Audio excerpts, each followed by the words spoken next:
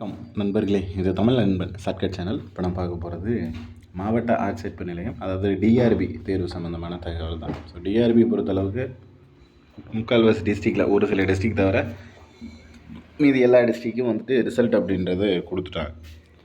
So உங்களோட மாவட்ட website ஒரு டிஸ்ட்ரிக்கும் டிஆர்பி அதுக்கு பக்கத்தில் உங்களோட டிஸ்ட்ரிக்ட் பேர் போட்டிங்கன்னா ஒரு வெப்சைட் லிங்க் ஒன்று க்ரியேட் ஆகும். அதுதான் உங்கள் டிஸ்ட்ரிக்டான வெப்சைட் லிங்க்.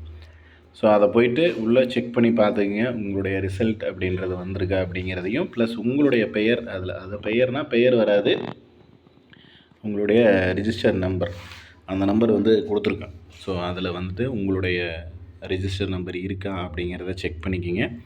அதே போல் நம்பர் இருந்துச்சு அப்படின்னா, என்னோடய பெயர் இருக்குது, அதில் இவ்வளோ மார்க் அப்படிங்கிறத கொஞ்சம் பதிவிடுங்க.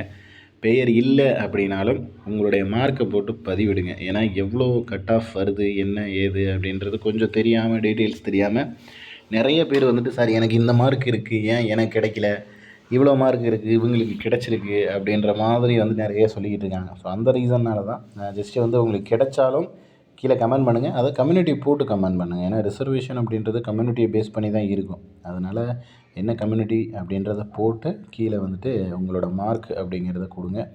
அது கொடுக்கறது மூலிமா ஏன் ஒருத்தருக்கு கிடைக்கல அப்படிங்கிறதையும் சொல்ல முடியும், தெரிஞ்சுக்க முடியும். ஏன் அவங்களுக்கு கிடச்சிருக்கு அப்படிங்கிறதையும் நம்மளால் சொல்ல முடியும். ஸோ அந்த ரீசனால தான் மேபி அடுத்தடுத்த வீடியோக்களில் எந்த ரேஞ்சில் கட் ஆஃப் வந்திருக்கு அப்படிங்கிற தகவலை உங்களுக்கு கொடுக்குறேன். நெக்ஸ்ட் அடுத்த வீடியோவில் பார்க்கலாம். தேங்க்யூ.